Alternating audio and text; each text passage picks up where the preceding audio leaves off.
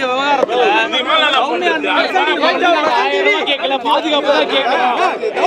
மாநிலத்துல பெண்கள் பாதிக்கப்படும் பொழுது போராடக்கூடிய கண்மணி ஏன் இந்த பிரச்சனை போராடல அப்படின்னு கேள்வி. மற்ற மாநிலங்கள்ல முக்கியமா மணிப்பூர் போன்ற மாநிலங்கள்ல அங்கே பாதிக்கப்பட்டிருக்கக்கூடிய பெண்களுக்கு இன்னைக்கு வரைக்கும் நியாயம் கிடைக்கவில்லை. அங்க நம்முடைய பிரதமர் அவர்கள் என்னன்னு போய் கூட ஒரு கேட்கல. ஆனா அண்ணா பல்கலைக்கழகத்துல ஒரு குற்றம் நடந்திருக்கிறது, ஒரு பெண் பாதிக்கப்பட்டிருக்கிறார். நம்முடைய காவல்துறை உடனடியாக நடவடிக்கை எடுத்திருக்கிறது. காவல்துறை நடவடிக்கை எடுத்த பிறகு இப்ப கேஸ் வந்து கோர்ட்டுக்கு போய் நீதிமன்றத்துல வழக்கு சரியாக நடத்தப்பட்டு அந்த குற்றவாளிக்கு நியாயமான தண்டனை கிடைப்பதுதான் அந்த பெண்ணுக்கான ஒரு நியாயம் கிடைத்ததாக இருக்கும். இப்ப அதுலதான் நம்ம வந்து கான்சென்ட்ரேட் பண்ணணும். அதுதான் முக்கியம். ஏன்னா கைது செய்யப்பட்டது, நடவடிக்கை எடுத்துட்டாங்க.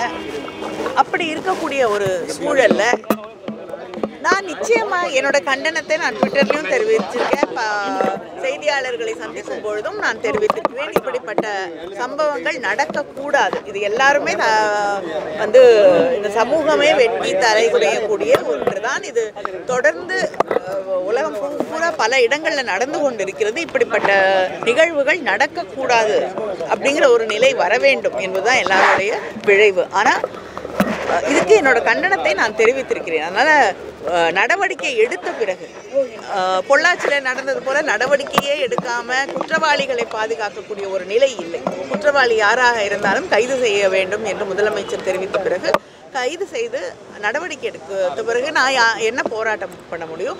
நீதிமன்றம் நியாயமாக தீர்ப்பு வழங்க வேண்டும், அந்த வழக்கு சரியாக நடத்தப்பட வேண்டும் என்றுதான் கண்காணிக்க வேண்டும்.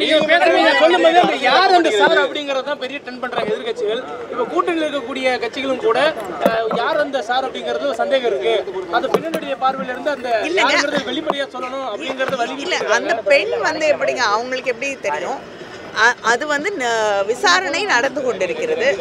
காவல்துறையும் வந்து அந்த ஃபோன் வந்து அப்போ வந்து ஏர்பிளைன் மோட்ல இருந்ததுங்கிறாங்க. விசாரித்து கொண்டிருக்கிறார்கள். விசாரணையிலே அது வெளிப்படலாம், அல்லது அப்படி ஒரு நபர் இல்லை என்றும் தெரிய வரலாம். நான் சொல்லலைங்க, அது பிஜேபியில வந்து வழக்கமா வந்து நிர்பயா வழக்குல கூட வந்து அண்ணான்னு சொல்லியிருந்தா விட்டுருப்பாங்கன்னு சில பேர் சொன்னாங்க. அதை நான் சொல்றேன். நான் ஏன் வந்து சொல்ல போறேன்? நீதிமன்றமே இது வந்து அரசியலாக்கப்படுகிறது.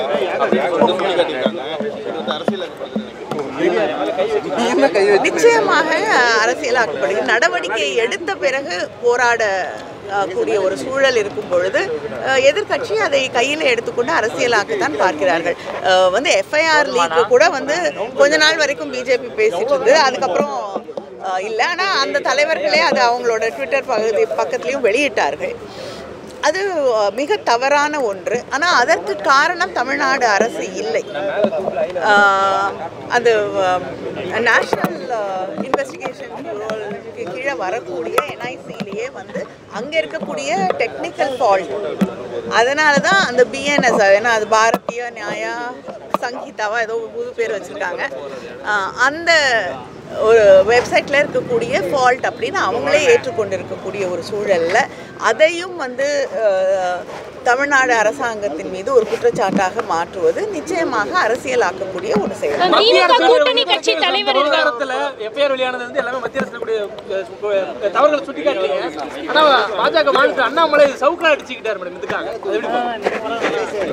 என்னங்க சொல்ல முடியும்?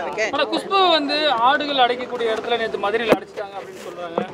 எதனால மேடம் அது மாதிரி தவறா? எனக்கு ஆடுகள் அடைக்கக்கூடிய இடத்துல ஆடுகளை விட்டுட்டு ஏன் மனுஷங்களை அடைக்க போறாங்க? கைது செய்த போது தற்காலிக தடுப்பு கைதில் வைக்கும் போது அவங்களை ஒரு ஆட்டு மந்தை கூட்டத்தில் வைத்ததான் குற்றச்சாட்டு சொல்றாங்க பாஜக. ஆட்டு மந்தை கூட்டத்தில் வச்சிருக்காங்களா? அது அவங்களோட சாய்ஸ், நம்ம என்ன பண்ண முடியும்? அங்க போய் அவங்க சேர்ந்திருக்காங்க. திமுக கூட்டணியில் இருக்கக்கூடிய பாலகிருஷ்ணன் அவசர நிலை, எழுதப்படாத அவசர நிலை இருக்கா? ஜனநாயகத்துல போராடுவதுதான் ஒரு ஜனநாயகத்துடைய உரிமை. துண்டறிக்கை கூட கொடுக்க மாட்டாங்க.